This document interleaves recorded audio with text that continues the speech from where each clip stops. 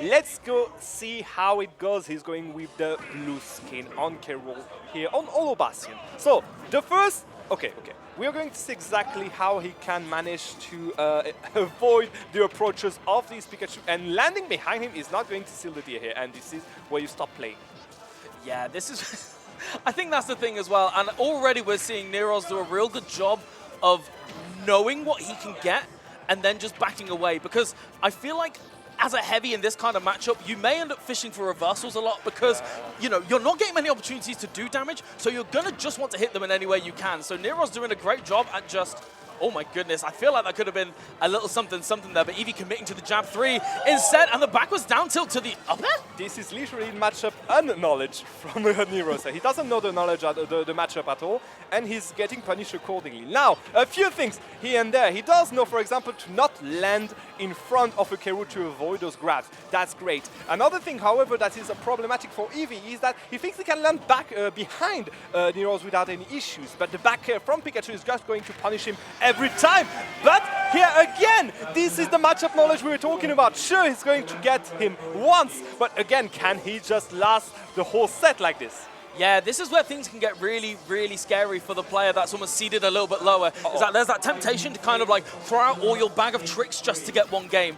And the problem is that, yeah, for one game, you might get it, but for the rest of it, it might look a little shaky. But Neeroz already keeping his cool, not letting the pressure that heavies have scare him, getting that stock with the down smash, and we are seeing the tried and true Pikachu combos. And this is where, I mean, Neeroz... How you doing? I'm good, I'm good. This is fine? I was going to say, there's no option to skip this cutscene, No, but no, just look at these loops. Just nearly at 0 to death, and a little bit of cheese. Thank goodness for the tech just there. But that was 114% interactions, and that was just pure tech skill. What a wonder to behold. That was wonderfully done. And again, here, going for the backward drift, just to avoid the grab from EEVEEcrew. EEVEEcrew needs to be wary of this. Stop going for those grabs, because you're going to get punished every time. Again, this is all because of that grab whiff we've had. Now, on the other hand, that's something he did, and now for Neeroz didn't manage to understand how to punish. It's the side B. Yes. We've seen how he tried to go through that armor with those fair, with those back air. It's not enough. Once he will realize that he can go for the grab, this is going to be another pair of shoes for EEVEEcrew. I think also the scary part about this situation, and in this matchup in particular, is that for the most part, most characters are going to be electing to get that center stage, right? You know, you want center stage, you want to be able to keep people in the corner, but Pikachu doesn't necessarily mind being in the corner because of how good Thunder Jolt is. So even in these scary situations, we saw a bit of a tech chase earlier on, and Neeroz trying something a little fancy, nearly losing a stock for it, and EEVEEcrew looking pretty strong in this first game. Again, Neeroz stuck at the ledge, but not exactly in a favorable situation for him. Yeah, I love what EEVEEcrew has been doing now for the past minute. So nice try here. But basically, he's doing, okay, you know what? Whenever I'm approaching you, it doesn't work. See here, this is the kind of interaction Eevee needs to incentivize on, because the moment Neeroz realizes that he can go for a grab to punish those side B, it's done for him. Yeah, that's the thing as well. We've seen it a couple of times where Neeroz has tried a more aggressive option to deal with that armor on the side B. And yeah, we can see it again, fishing for these grabs and getting punished each and every time. And it's only a matter of time before Neeroz stops going for the safe option and just starts going for harder and harder reads for bigger and bigger punishes. Yeah, going for a gold fair here. Now, however, you know what? He's at 120%. He's not done yet. He can actually use that rage to get an early kill, a good like trap, a good gimp somewhere, but I don't know if Neeroz is going to give him the option to do so. 132%, looking kind of awry now. Back here, a good catch again. Can he land on the stage? Nope, he can't. The temptation every time to just neutral get up and hold shield, and Pikachu's forward smash lingering for so long just catches those neutral get ups. And I'm a little more worried for EEVEEcrew than I was a few minutes ago, because like we were talking earlier on, Neeroz doesn't have that matchup experience you've been saying. Oh, we saw it. I mean, I'm not even like, I didn't discuss with him at all, but I mean, we saw what happened there. He tried to go for those back and fair into the armor of Keru. People, if you do not know, this side B has a 14.4% armor, okay? So you need to get a clean hit in there to go through all those percents. With Pikachu, who's like relying on his combos and all, you will never get through the armor. You need to go for those grabs to get through there. But that's the scary part as well, because you would expect somebody who's almost preying on that matchup inexperience to be able to get the game won. Yeah. And that's the thing. Now Neeroz, again, a slower paced game as well, gives Neeroz even more time to adjust and to think of these, you know, tiny little They're adjustments. still going for the grab! Oh, sorry.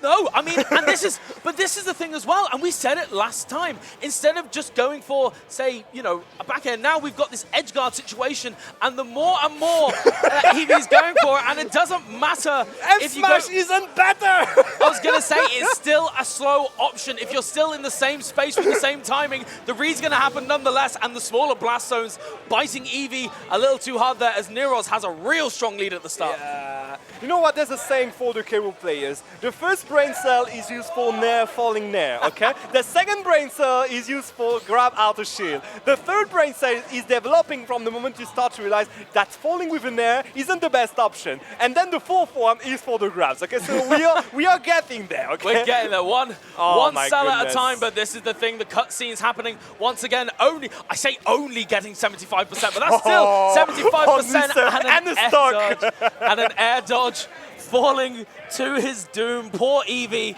losing, and that's the thing, losing a stock at 80% as K. Rool, that is bad value for money right there. Exactly. Now, I don't know if there's any value on K. Rool. I mean, I was gonna. Hey, you know what? Oh, that's better. Is it cleaner? Oh, yeah. Oh my god. Oh my goodness. 91%.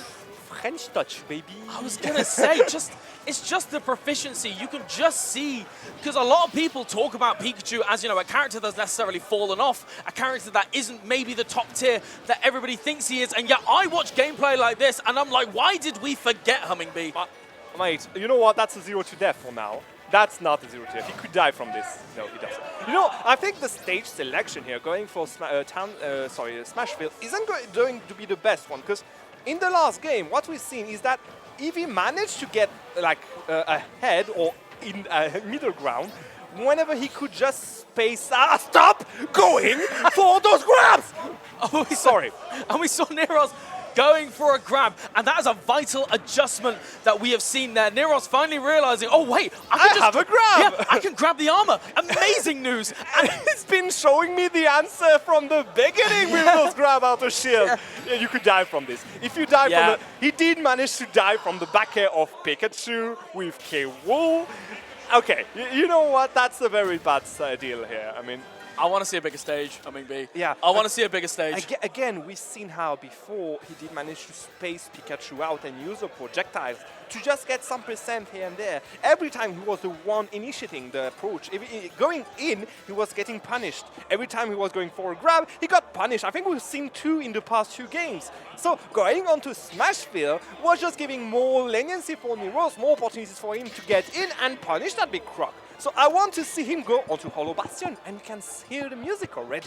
We can already. I think it's certainly a better pick than Smashville. Of course, you know, we had the game 1 there, and it was looking a little better, but at the same time, we've now got Neeroz with 2 games worth of adaptations. And Humming, are you all right? Are you okay? Yeah, you know what? I was to expect this kind of butchery.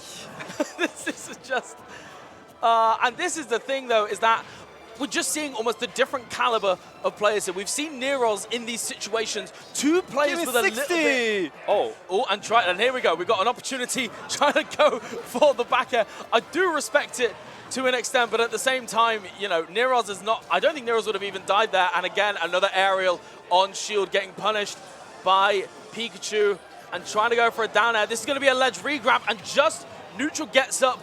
You know, very much not unexpected option, the neutral air, catching. I'm getting a bit too low, unfortunately for EEVEEcrew, and Neeroz with an even stronger lead at the start of a game than we've seen so far. Yeah, again, just getting punished again and again. This is life of a K. Rool. Normally, you got to do the most out of the 15 seconds you can play in one stock. But for now, he did just manage to get, what, 34%? That's not a lot. And okay, for now, the only thing he got for him rolling is that he didn't get punished that much for those side beats. And we're seeing we're seeing the counterplay already, just shielding the cannonball and then rolling behind immediately to avoid the win box that comes afterwards. Again, Neeroz at the start of the game looked really unfamiliar, but now almost feels like a bit of an expert at the matchup, and that is the top player adaptation. Yeah, he's in learning, motion. exactly, he's learning, and not about the character itself, he's learning about the player. He knows exactly what to expect from EV, and he's just punishing accordingly. He saw how his whiff on grabs were going and how he could punish them every time. So he's just like fishing for them and punishing them every time. Look at that, 82% only. See, again, this is the kind of situation he needs to be. Oh my God, Neeroz just what the hardest read I've seen in quite some time.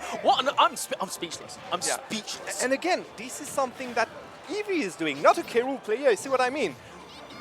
No, and holding in the air and avoiding the hitbox from the up B. Perfect again by the French player here. And the string is going on. The Pikachu tax has been on for only 32% this time. Yeah, I was going to say, got a bit of a tax rebate at the moment, not having to pay too much. Neeroz just using this movement off stage, trying to get anything started. We could see the grab come out, but unfortunately in the wrong direction. Eevee doesn't take, doesn't get too much of a punish off it at the moment. We are seeing Eevee slow the pace down. Finally, took him, what, two shocks to get there, but yeah, he needs to slow the game down. Obviously against Neeroz, who's known in France for timing out his opponents, even children of 7 years old, if I could add. This is not going to work, but against another player, that could do. And that was a real good adjustment there, knowing that Neeroz was on the hunt, and we've seen one of the first dash attacks we've seen all set as well. Again, that burst range from Rool, it is not to be slept on, but of course that is a card that you've now shown, and you've got 3 more games to try and find some new tricks, unless this down smash not quite going to be enough. Rool, very, very heavy boy, and Neeroz just once again electing for these ledge trumps, attempts at these ledge trap situations, trying to get the roll as well. We're trying to see the end of the set right here, Humming. Yeah, and now finally, Eevee is just trying to get in there, react to the option that Neeroz is going to use, but he's going to try to punish them with the safest option of K-Rool instead of, no, never mind. You know what, never mind. Down smash, well known for being K-Rool's safest option in every situation there. I mean, this is the panic option of any K-Rool. You know what, whenever something is going sour, just go for the down smash. Smash your life out. It's so tricky in this situation as well, because as the percent gets higher and higher, Eevee's going to have more and more things to think about. Suddenly, the dash attacks are starting to come out. We're going to get to a point where up throw is going to look like it's going to kill. He died from the back earlier, so yeah, he could actually die from those options now. But in the end, as long as he's not dead, it's just a full rage kill we have. Never mind, and he's gone. Yeah, trying to get anything started there. Eevee maybe trying to